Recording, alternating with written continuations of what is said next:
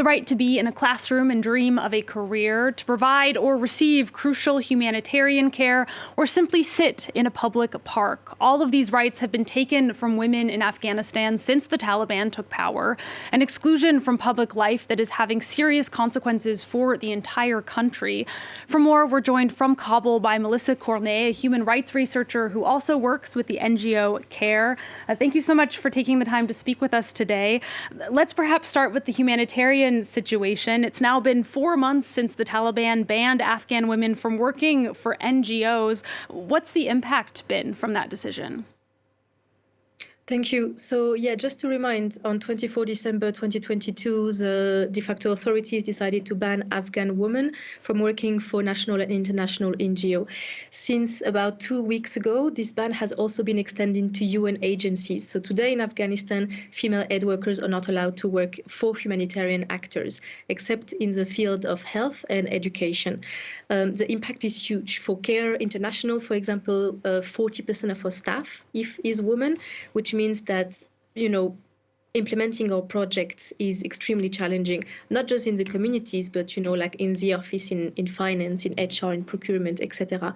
And the impact is really dire in the field because Afghanistan remains a very conservative country, and it's not a country where a woman aid worker can just be replaced by a man aid worker. Today in Afghanistan, it is still inappropriate for a man to go and engage and register a woman that he is not related to. So this is why women aid workers are really, really crucial in this sense. There's a lot of program as well, like, for example, education and health, where we do need to have women teachers, we do need to have women doctors, women nurses to take care of our women and girls beneficiaries. And one of the most horrifying consequences of the declining humanitarian situation has been an increase in child marriages. Can you maybe talk a bit more about that specifically? Sure. So since August 2021, the country has been in a deep economic crisis. And last year, actually, we did a study on the impact of this economic and food crisis, specifically on women and girls. So what we found is first that when there's food scarcity inside the household, women and girls are systematically the ones that eat the least, the lesser quality food. So this has a huge impact just on themselves, on their health. And this is especially worrying for pregnant and lactating women. We see a lot of cases of malnourished babies, for example. In terms of negative coping mechanism, this is also something we were able to document. And looking at extreme cases like child marriage, what we found is that 12% of the families we interviewed said they had to marry an underage girl in their household because of the fact that they didn't have enough food to eat. And so what we are encountering is really extremely disturbing situation where you meet parents who are so desperate because they have to choose between seeing their kids go hungry and potentially, dying of hunger, or having to marry off a very young girl, sometimes age of 10, 11 or 12, to ensure that the rest of the family can survive. So the level of distress are absolutely huge in the country today. And we're also seeing an entire generation of Afghan women growing up without an education. There have been some reports of secret schools or online schools, but how widespread is that? Are many women actually being able to access education still? So since March 2022, girls cannot study past grade 6, and since December of last year, they also cannot go to university anymore. So for NGOs like CARE, we do continue to have community-based education classes, but only until grade 6. It is extremely worrying for us, first and foremost, because there are a lot of links between a lack of education and child marriage, because in a lot of Afghan families, if a girl is not going to school, then she's more likely to be married off.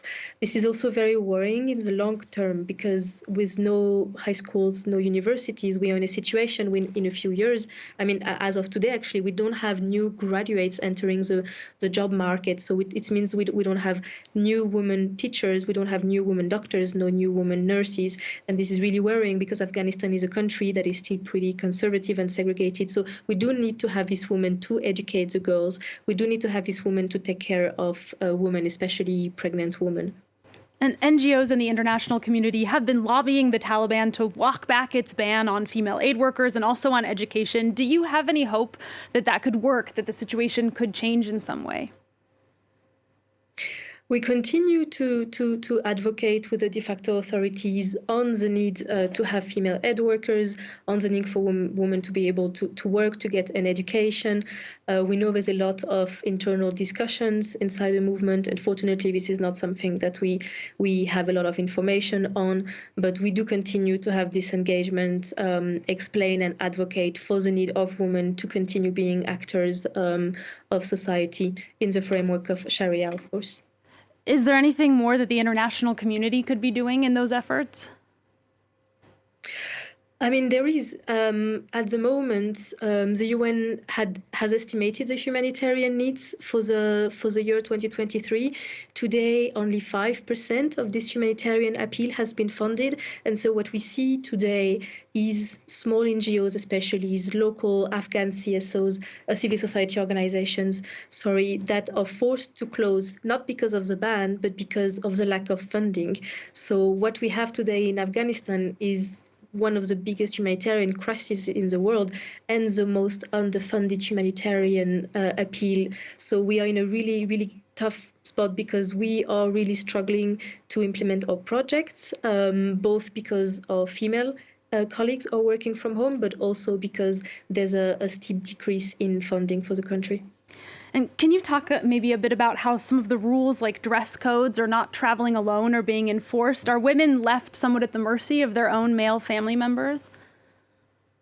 Sorry, I couldn't hear your question. The connection is not great. Can you repeat? Yeah, just if you could talk a little bit about how some of the bans and some of the rules like dress codes are being enforced and whether women's experiences are sort of different depending on their male family members. Absolutely. So today, for an Afghan woman, not only can you not go to school and go to universities, and most of the public-facing jobs are not available for you anymore, you also cannot travel without a mahram, which is a male member of your family, usually your husband or your father traveling with you. You also have to cover your face and your hair when you go outside of your home.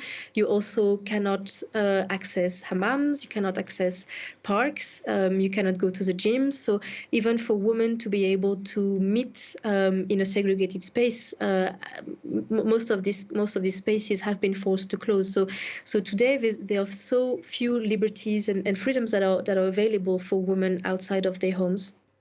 And how much of a possibility is it for women to leave Afghanistan and get asylum in other countries?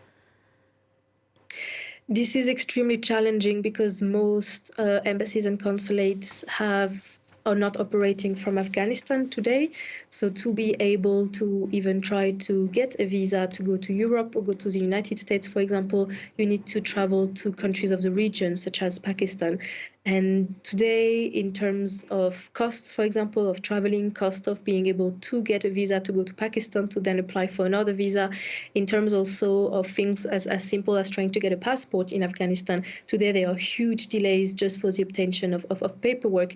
So you have a series of challenges just for a woman to be able to apply for a visa in a third country to come to Europe or to the United States. And that is if, she has the money to be able to travel, if her family is supportive and she's able to have a male guardian accompanying her when she's traveling. So today it has become extremely challenging for Afghan women and girls to look at options to leave the country. All right, Melissa Cornet, we're going to have to leave it there. Thank you again so much for taking the time to speak with us today.